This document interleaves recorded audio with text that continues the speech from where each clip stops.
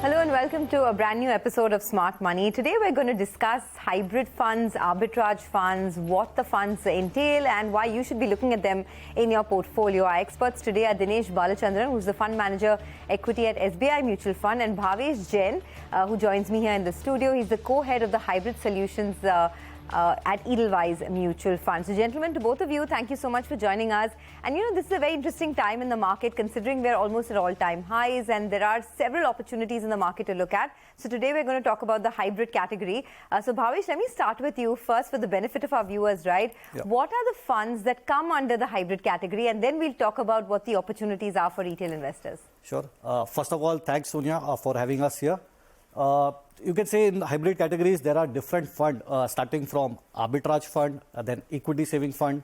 We have multi-asset allocation fund. We have balance advantage fund. Then we have conservative hybrid and aggressive hybrid fund. So these are, you can say, 6 or 7 funds within the hybrid category.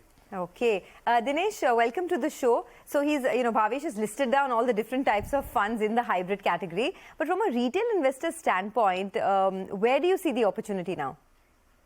Yeah. When you think about it, sometimes it might appear a bit confusing when you have like so many types of funds. But at the core of it, what we are trying to do is essentially have funds that are tailored to an investor risk profile. Now, we all know that equities essentially represent one of the best wealth generation opportunities over the longer term, right? It probably beats every other asset class out there if you have a long enough time horizon.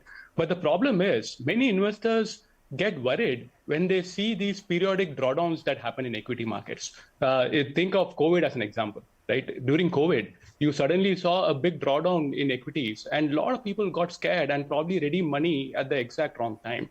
And this is where a hybrid fund, there are various types of hybrid funds, but if I have to generalize, this is where hybrid funds come into the picture, where the thought process is that through a combination of equity, fixed income, and gold in certain cases, you essentially get to a risk profile which is probably much more stable compared to investing in a 100% equity fund.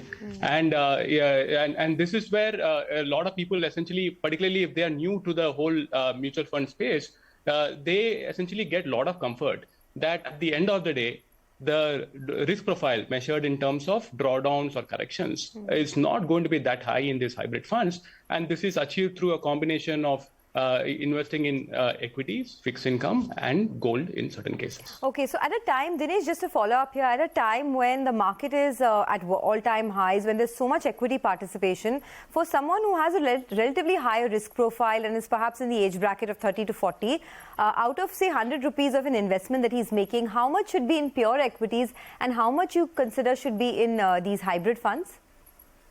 Yeah, no, frankly speaking, unfortunately, there is no, one solution for everyone, right? Because at the end of the day, it really boils down to what risk profile is that person comfortable with. Now, if someone truly believes in having a high risk profile and having a long enough time horizon, I would say that put all your money in equity funds because they are going to give you the most returns over a long enough time frame. But unfortunately, what we've seen is that a lot of people say that I have a high enough risk tolerance, but then when they actually see the correction, then they start panicking. And from that perspective, what we recommend is for many investors, have a core which is basically in the hybrid fund category. So call it like roughly 50% of your portfolio. 50% of your portfolio, you can essentially put in hybrid funds. These are supposed to be all-weather funds, which means that regardless of the exact market cycle, whether we are at the very peak or in mid-cycle or whatever it may be, you are probably going to generate returns much better than what you can get in a fixed deposit. I'm not saying that these funds are risk-free. They do carry risk, but the risk is definitely much lower than what you will see by investing in a pure equity fund. Okay, got it. Bhavesh, after the indexation benefit removal, there was suddenly, a lot of attention, a lot of investor attraction that came into this category. Why do you think that is? See, if you go back, the first change in debt taxation happened in 2014. Where NDA government in their first budget changed long-term capital gain tax of debt from from 1 year to 3 years. And that was the time where actually hybrid as a category picked up. At that point of time, all arbitrage fund together was close to 5,000 crore. Today, that is the 1 lakh crore category. All balance fund put together was close to 35,000 crore. Today, that is almost a 2 lakh to 2,50,000 crore category. And now with this latest change, which has happened in this March, we have again seen the second round of uptick in the category, wherein people are looking to park their 3-year plus money, wherein earlier they were getting indexation benefit, and now that with that benefit taken away, people are trying to find out different places where they can park this money in a much efficient taxation. And that is where hybrid as a category has started picking up. Those who are purely looking at pure, you can say, equal replacement are moving into arbitrage fund. That's why we have seen almost, say, 20,000, 25,000 crore of inflow into arbitrage fund in last 3 to 4 months. And those who are ready to take some risk are looking at fund like equity saving fund and balance advantage fund, wherein with some volatility, they can get much better tax adjusted return over a 3 to 5 year time period. Dinesh, comment on this, because, you know, I mean, there has been a lot of interest suddenly, right? If you look at the numbers, hybrid schemes have seen an inflow of over 14,000 crores just in the June quarter. I mean, this compares to an outflow in the preceding quarter. So is it purely because of the indexation benefits removal that you've seen this kind of money getting pumped in? And what do you see as the way forward over the next 1 to 2 years? Yeah, definitely taxation does have a role to play. When you have essentially different taxation for different products, I think a lot of investors care about that. And from that perspective, it definitely has played a role. But more than that, what we are also witnessing is that there are many investors who historically have parked a significant part of their savings in FD-like products. And now they are realizing that you can essentially get much better returns without taking on like too much risk by investing in these hybrid funds. So from that perspective, there are a lot of first-time investors that we are seeing who are essentially slowly embarking their journey in the capital market space, and hybrid funds would be the perfect sort of, you know, stepping stone, so to speak, for a lot of these first-time investors. Okay, so since we have a lot of first-time investors that watch our show, right, Bhavesh, for people who perhaps have never invested in hybrid schemes, what are the 2 or 3 reasons why they should do that, and how should they begin their journey? Sure. So depending upon individual risk and return profile, one can look at different hybrid funds.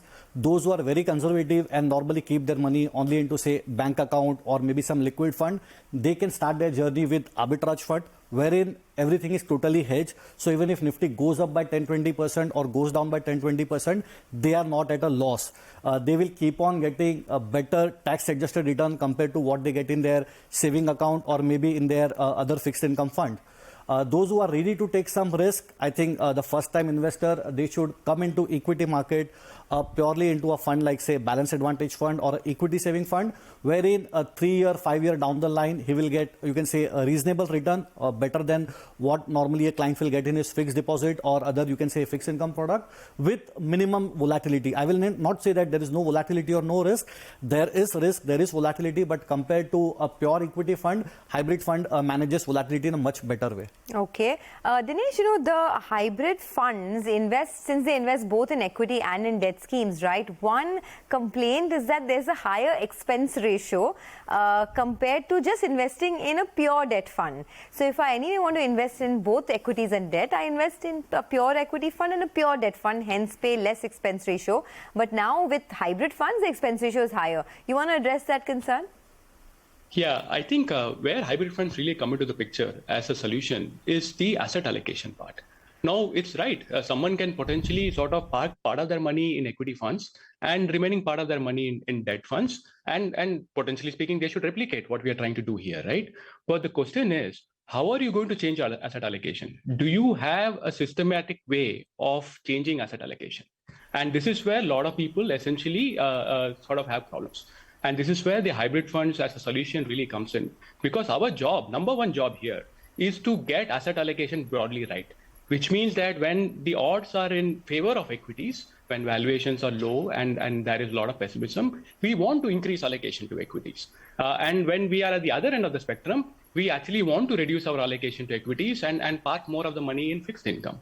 And this is the job that we are trying to do, where we are trying to do in a systematic fashion.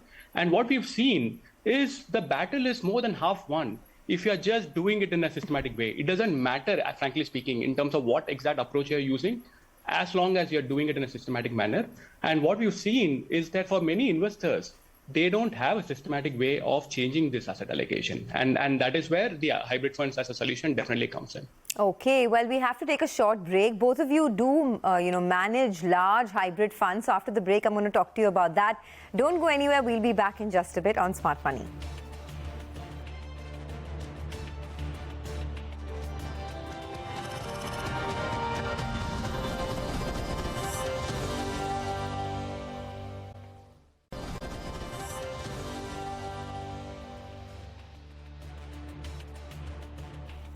Welcome back to Smart Money. We're doing a deep dive into hybrid funds and why it's a good thing to perhaps consider it as a part of your asset allocation, as a part of your core portfolio. We have with us Dinesh Balachandran of SBI Mutual Fund and Bhavesh Jain, the co-head hybrid solutions at Edelweiss Mutual Fund. Dinesh, let me come to you. We spoke a lot about hybrid funds and why people should look at it. You manage 2 hybrid funds at SBI Mutual Fund as well, which require moving between multiple asset classes, which is the SBI Balanced Advantage Fund and the Multi-Asset Allocation Fund. Now, can you tell us a little bit more about how you move through asset classes at a time like this, right, where there is a possibility of an interest rate cut beginning perhaps in the next few months from the US Fed? Equities are at an all-time high. Which are the asset classes that look good to you at the moment? Yeah, so let me briefly walk you through the process behind the SBI Balanced Advantage Fund. The asset allocation framework for the SBI Balanced Advantage Fund is based on 3 factors: valuations, sentiment, and earnings. When we look at the valuations, so there we are comparing valuations of equities versus fixed income. And there we are clearly witnessing that equities look much more expensive compared to their historical averages and relative to fixed income. And from that perspective, if you have to just think about markets from a valuation perspective, clearly you would want to sort of be underweight equities at this point and be overweight fixed income. Now, but valuations do not explain it all. And that is where the sentiment piece and the earnings piece comes in. Market sentiment is an in-house proprietary index where we essentially track various factors. And we are broadly trying to gauge, are investors in general optimistic or pessimistic with respect to equity markets? And there what we are witnessing is that compared to March of this year, where investors looked a lot more pessimistic, clearly the needle has moved a lot towards the greed part of the spectrum, but it hasn't reached an extreme yet.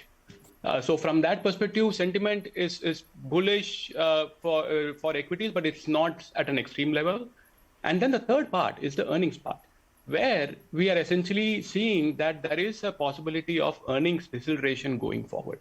So when you put it all together, our equity allocation at this point is 50%. So we have in the Balanced Advantage Fund, we have 50% allocation to equities and 50% allocation to fixed income. And this is less than the neutral allocation. Under neutral circumstances, we would have 60% allocation to equity and 40% to fixed income. Clearly, because of the valuation part and the sentiment part and the earnings part, our current allocation is less than neutral.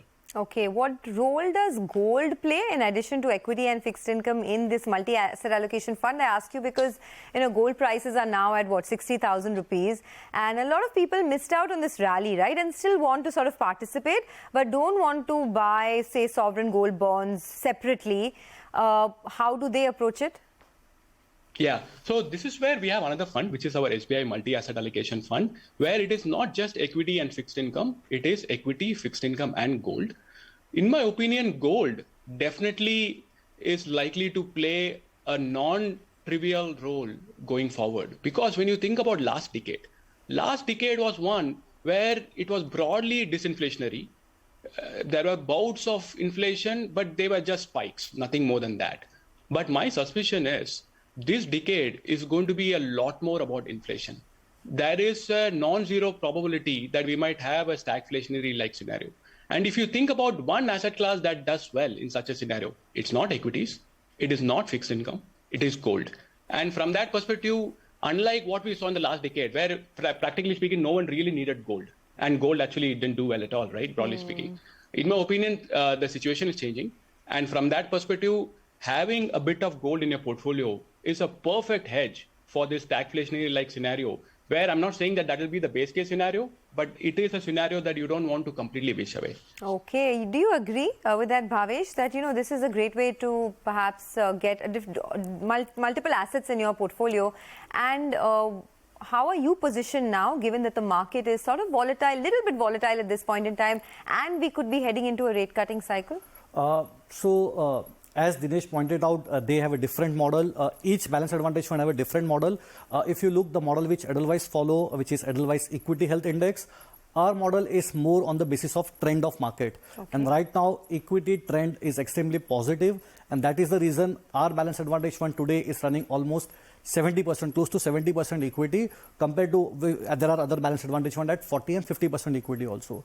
So as I told you, till the time, say different models have different way to, you can say, participate in this equity journey. Someone will be looking at valuation, someone will be looking at trend. But finally, it doesn't make any difference till the time we are able to solve the purpose of getting better risk-adjusted return over a, say, reasonable period of time. I think clients should continue to look into this category. Particularly today, when, say, on one hand, valuations look stretched. On the other hand, when you look at geopolitical situations between Ukraine, Russia, US, China, things are not that great. Again, inflation has started making, you can say, some, you can say, uptick in India also. We see price of some of the vegetables. At the same time, crude is back to 85. So looking at all these things, I think it is still a time to stay invested in hybrid funds, wherein if this upside journey continues, we will be able to give you a decent participation. But if at all market takes a U-turn and we see a fall, we will be able to provide a decent protection compared to a normal equity fund. Okay, Dinesh, there are aggressive hybrid funds and there are conservative hybrid funds, right? In this market cycle, what do you think retail investors should choose?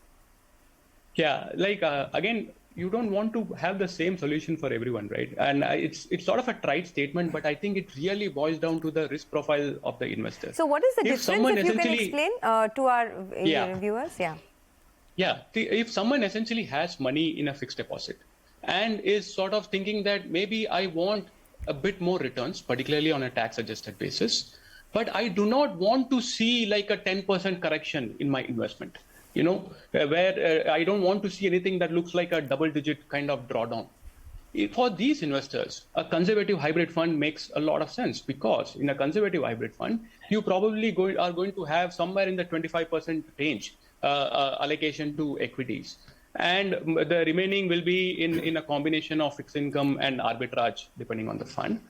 In such funds, the drawdown profile is not going to be very high. You will see some correction if the markets tank, but it is not going to be so significant. And so for investors who are very much worried about seeing a drawdown or a correction in their investment, they should start off by investing in a conservative hybrid fund. What is the trade-off? The return, while it will be higher than what you get in a fixed deposit product, is not going to be as high as what you might get in a more aggressive hybrid fund over a medium-term time frame. So always there is a trade-off. The higher return that you're likely to get in an aggressive hybrid fund comes with a higher risk profile. So the question someone has to ask themselves is, am I putting this money in for a shorter time frame, or am I putting this money in from a medium-term time frame? Medium to longer term time frame. Sure. Am I going to be worried when the markets tank and I am thinking about taking money out? Or am I going to say that, you know what, this is part and parcel of the journey. It's no big deal. I'm going to be okay. So once someone answers these questions, automatically the solution sort of presents itself. Okay. We don't have too much time. So Bhavesh, let me end with you. What type of investors are investing in hybrid schemes? Who should invest in hybrid schemes? If you want to just wrap it up for us. Yeah, again, very interesting question. But the main point is, it is not a tactical solution. I think hybrid should be part of each and every client's core portfolio. So a fresher who is coming into equity market for the first time, as well as a seasoned player who is there for last 15-20 years, both of them have different kind of hybrid products which they can have in their portfolio. So those who are very conservative, there are funds like arbitrage fund, equity saving fund. Those who want to have different asset classes in their portfolio, then we have multi-asset allocation fund. And those who are looking to play, you can say, long-term equity journey, then we have fund like balanced advantage fund and aggressive hybrid fund also. So it is a product which is suitable to each and every client depending on his risk and return profile. He can pick and choose which product he wants. Earlier, this category was very small and people used to think that it is just a parking instrument, and people used to look at hybrid only at the time of volatility or maybe a big rally. But now, I'd say this category has proved time and again that it is no longer a tactical allocation. One can have at least 15, 20, 30% of his portfolio across hybrid fund at all point of time. Okay, gentlemen, we've run out of time. Thanks a lot for joining us and explaining the do's and don'ts of hybrid funds. With that, it's a wrap on this edition of Smart Money. Have a great weekend.